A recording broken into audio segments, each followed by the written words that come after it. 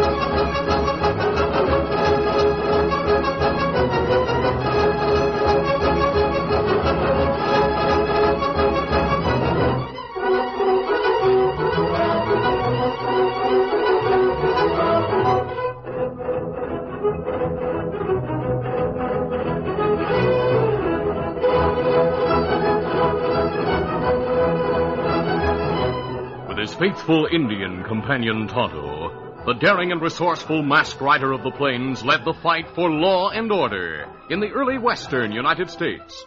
Nowhere in the pages of history can one find a greater champion of justice.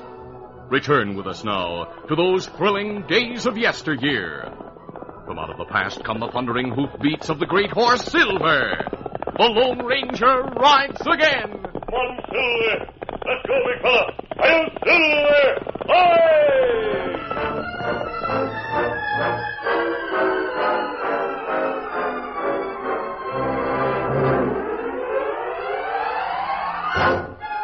The market price for American beef cattle had reached an all-time low, causing a business depression in the Southwest, where all commerce centered around the raising and selling of cattle. Edward Grady, United States Territorial Commissioner in the Southwest, and the Lone Ranger, whose opinion he greatly respected, met in private to discuss the plight of the ranchers. Commissioner Grady said, "Beef prices are so low that ranchers can't afford to ship their cattle to northern and eastern markets.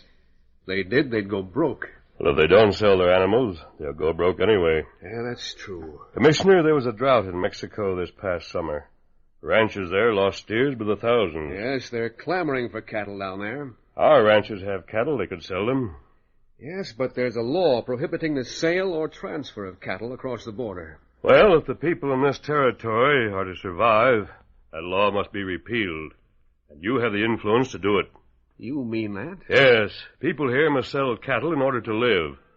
People in Mexico need to buy cattle for the same reason. Converted to the masked man's point of view, the commissioner, acting quickly, talked to high government officials, and as a result, was able to announce to the cattlemen of the Southwest, "The government has lowered the trade barriers between this country and Mexico.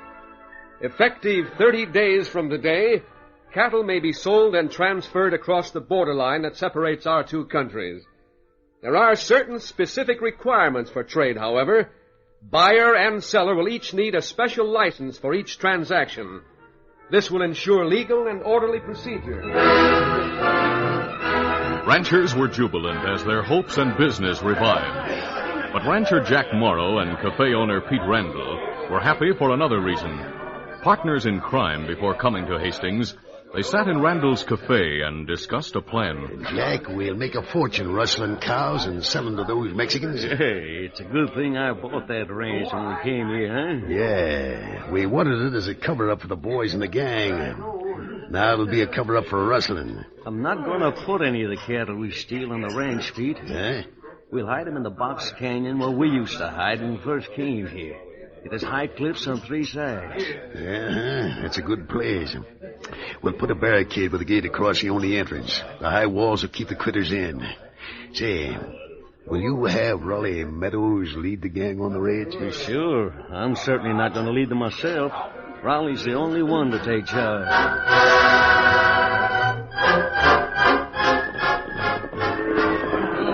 During the next 2 weeks, murdering outlaws raided cattle herds on the ranches and on the range near Hastings. The rustlers, all from the Circle M Ranch, were led by Foreman Raleigh Meadows. All right, give it up.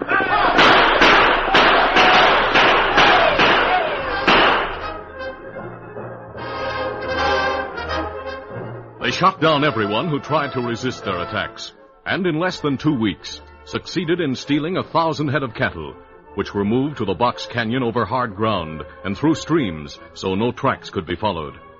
At the end of 2 weeks, Pete Randall said to Jack Morrow, You know, Jack, I think it's time to forget about any more raids. They're getting too dangerous. Yeah, Sheriff Niles has new deputies, and some of the ranches are talking about starting a vigilante committee. If they start one, we'll be among the first to join. Why are you frowning? Pete, I'm getting worried about something we didn't pay too much attention to at first. What's that? This license thing. Yeah. That's becoming a big item. Do you know that any time I sell cattle, whether it's 1 head or 100, I'll have to record my license number on the deal. The Mexican will have to do the same thing. Hey, that could be bad, couldn't it? It is bad. Commissioner's office has a rough idea of how many cattle we own on the Circle M. If later on the records show we've sold 1,000 more than we're supposed to own, well, the answer to who's rustling would be easy. Uh-huh. Well, don't worry, Jack. We'll find a way to get around that. Right now, let's get a line on prices. The Mexican buyers are starting to come to town. And if we're going to do this... Late that evening in the town of Hastings, Commissioner Grady sat in his office with Sheriff Tom Niles. They were checking names and figures on sheets of paper which covered the table when an Indian entered. What? Commissioner Grady leaped to his feet and welcomed the Indian. Tonto, how good to see you again so soon. I thought you'd be heading north. That's right, but we'd come back. Tonto explained that he and the Lone Ranger had heard stories of the rustling and had returned to offer their help. Then, at Commissioner Grady's request, Tonto brought the masked man to a secret meeting with Sheriff Niles and the commissioner. After discussing the rustling, the lawman said, I'm sure the rustlers live near here. All the rustling has taken place around Hastings. Are there many strangers in town? No, and none of the cowpokes around town have been acting the least bit suspicious. Nearly all of them have jobs on ranches now. Well, what about the ranches themselves? We're not sure about them.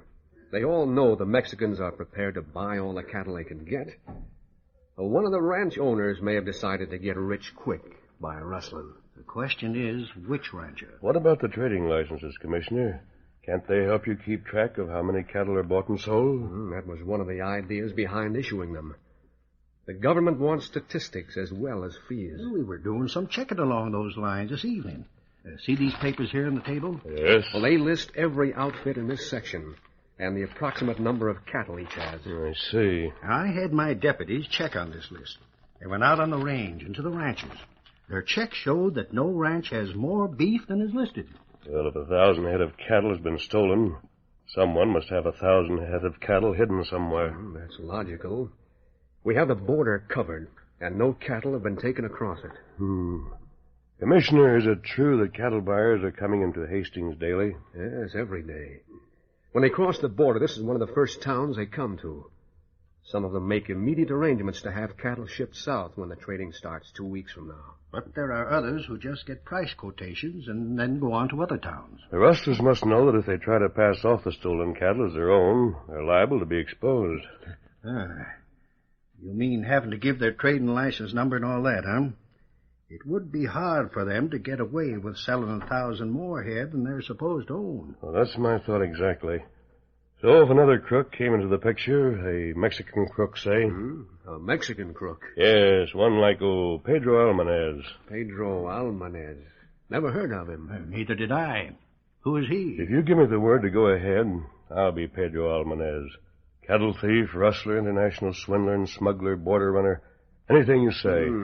You mean you play the part of a Mexican crook? Yes, and hope that American rustlers will be drawn to Almanez by his reputation.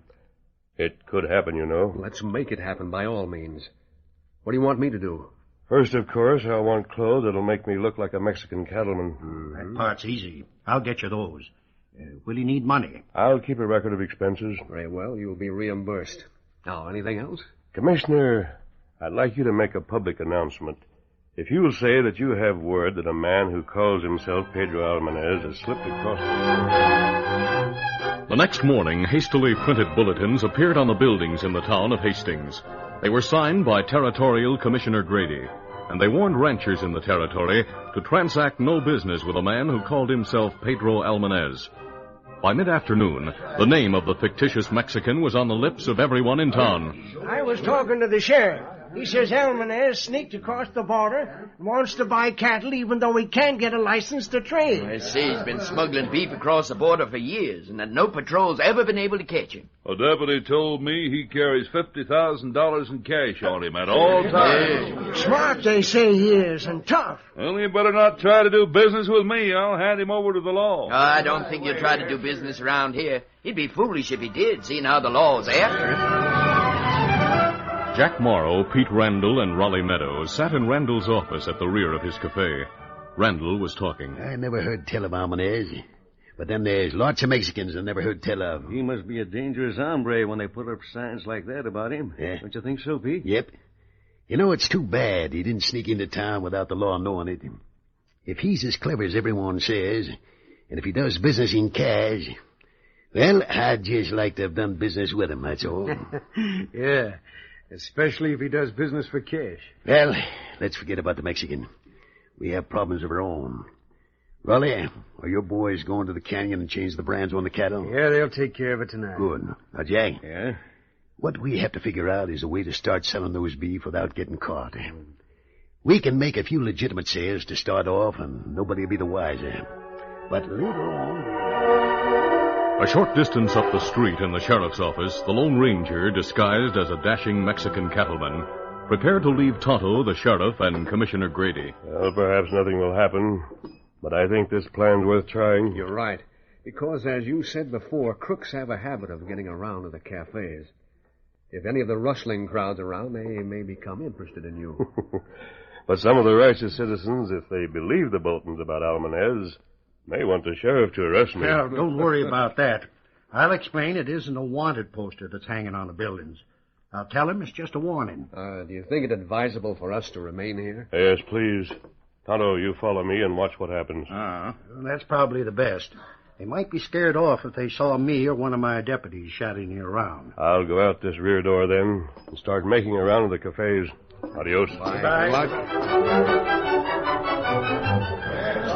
Within a short time, the nightlife in the cafes of Hastings had become electric.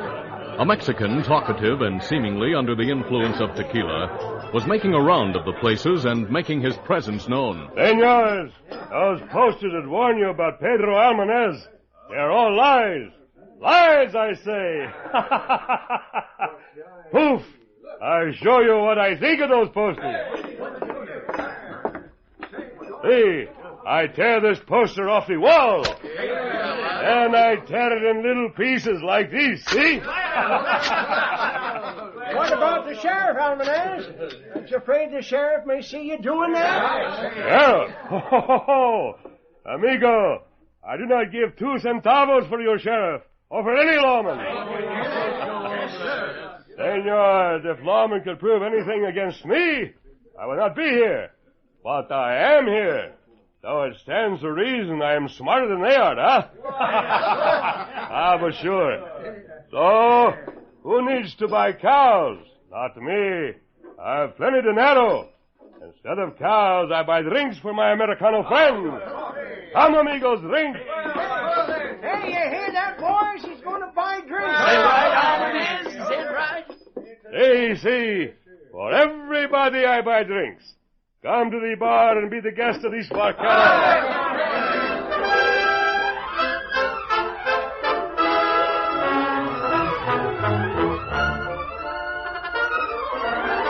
The curtain falls on the first act of our Lone Ranger adventure. Before the next exciting scenes, please permit us to pause for just a few moments.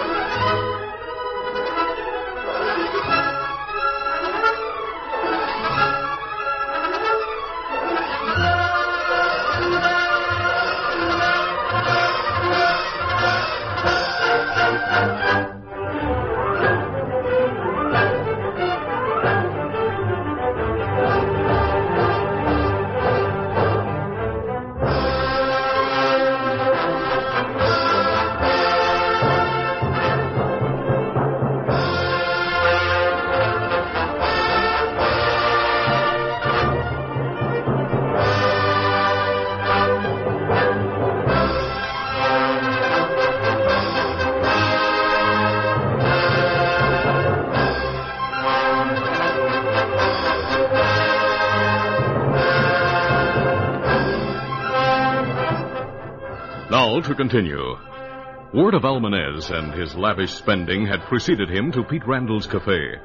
By the time he arrived there, once more making a flamboyant entrance, Pete Randall was ready for him. The cafe owner opened his office door and peered into the well-filled room where men crowded around the bar where the Mexican held sway. Randall turned to Jack Morrow and Raleigh Meadows, who were glancing over his shoulder. Well, there it is, boys. The hombre we were talking about and wish we could do business with. He sure doesn't act like a smart one. He's smart, all right, or the law wouldn't be so worried about him. Well, what do you say? You want to talk with him and feel him out about things? Yeah, what can we lose? Yeah, that's right. Raleigh, get out there and worm your way up to the bar beside him. Get his ear and try to work him away from the crowd. We'll watch from here and see how things work out. If you can get him interested, tell him to meet us at the end of Front Street, behind the blacksmith shop. All right, I'll try. See you in a little while. Just be careful now, and smart.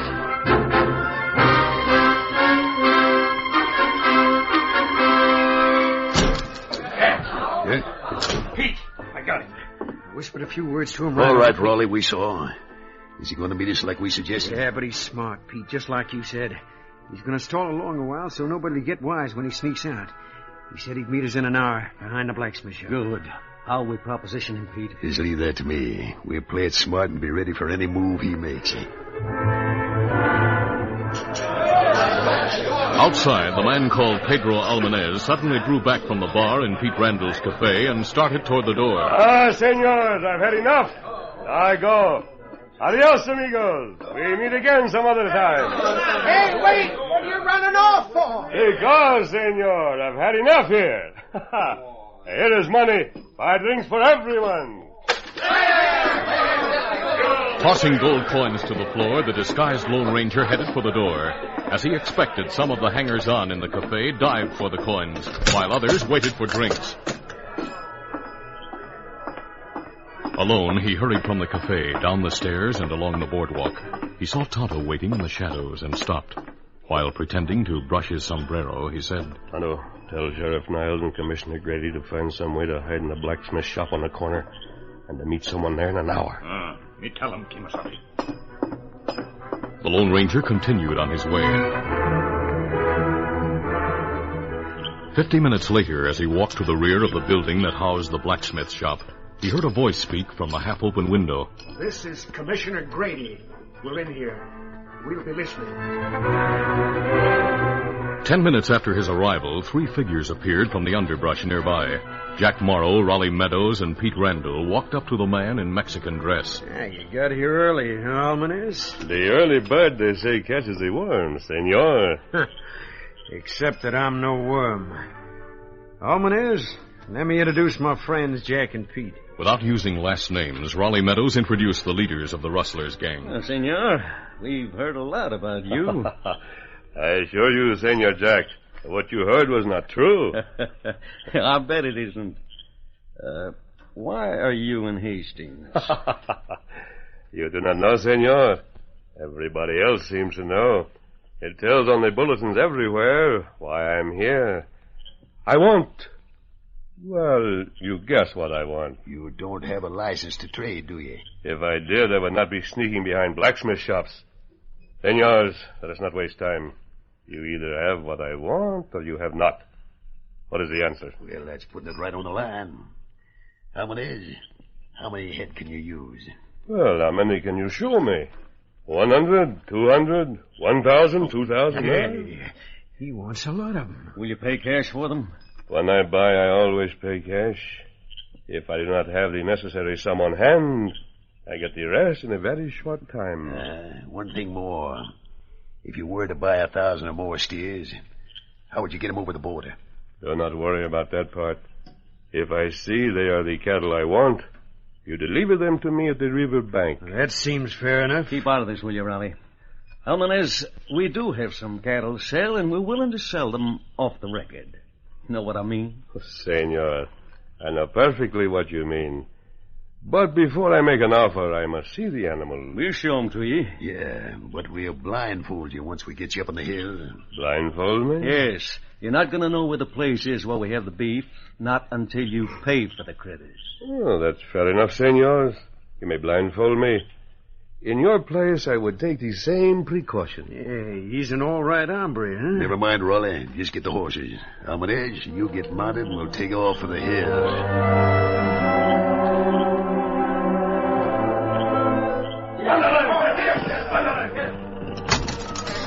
Soon after the three rustlers and the disguised Lone Ranger left, the door of the blacksmith shop opened, and Sheriff Niles emerged with Commissioner Grady and Tonto.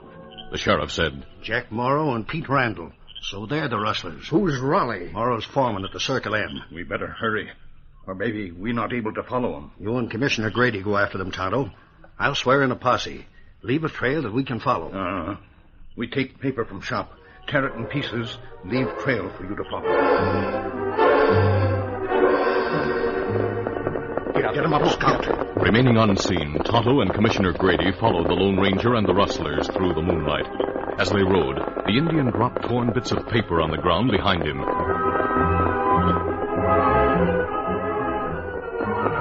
After several hours of riding through hills, over rough country, and off all beaten paths, Tonto and his companions saw the men stop and dismount at a narrow gap in an almost perpendicular wall. We stop here.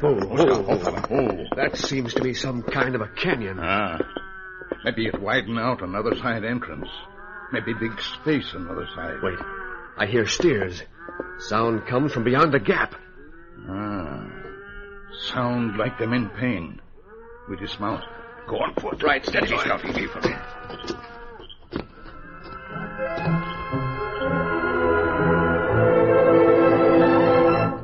At the narrow gap, which was less than 30 feet wide, Jack Morrow and Pete Randall talked with the disguised Lone Ranger. We'll take the blindfold off in a minute.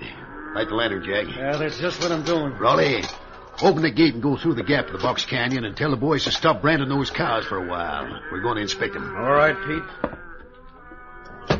Hey, boys! It's me, Raleigh! Here's a light, Pete. Raleigh went through the narrow gap to a vast area that was surrounded by high cliffs.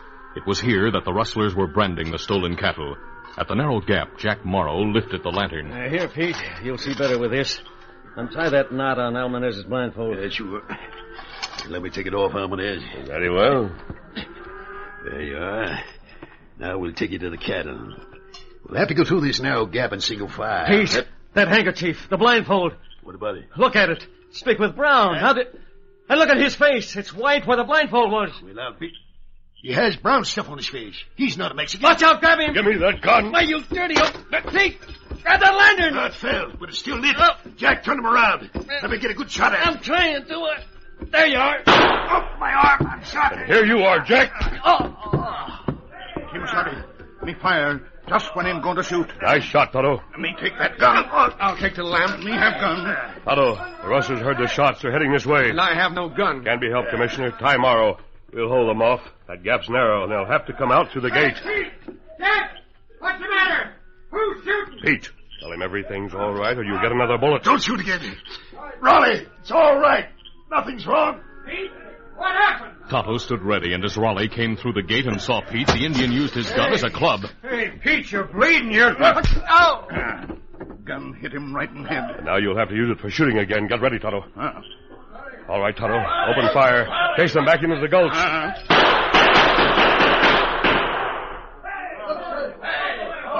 What's the idea? Tell them, Commissioner. Sure.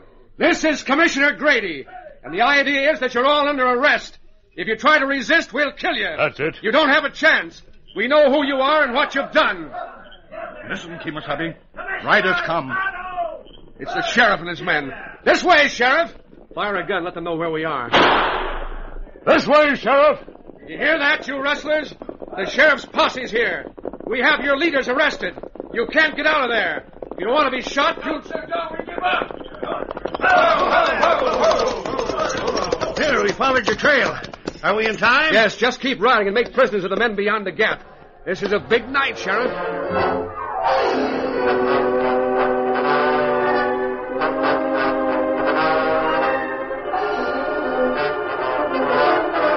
The next morning, with Jack Morrow, Pete Randall, Raleigh Meadows, and their gang under arrest, ranchers rode into the town of Hastings, reclaiming cattle which had been stolen from their ranches a week or two earlier.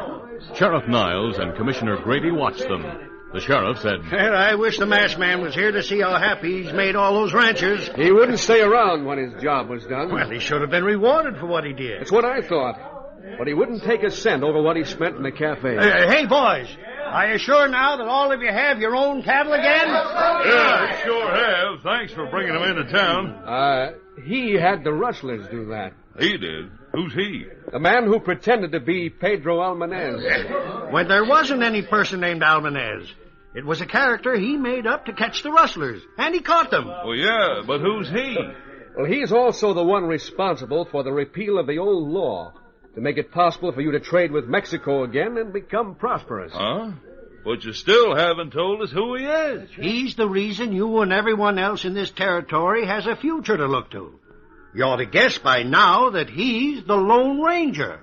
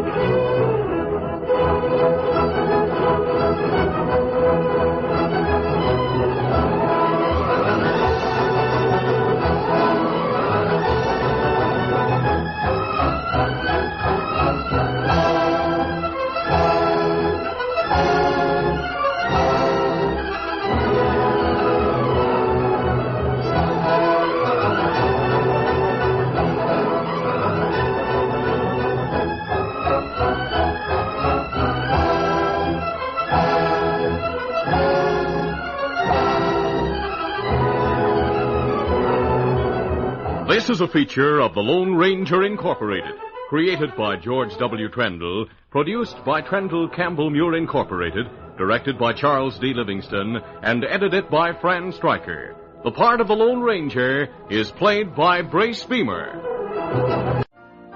You've been listening to the OTR Gold Network. Find more classic radio at otrgold.com.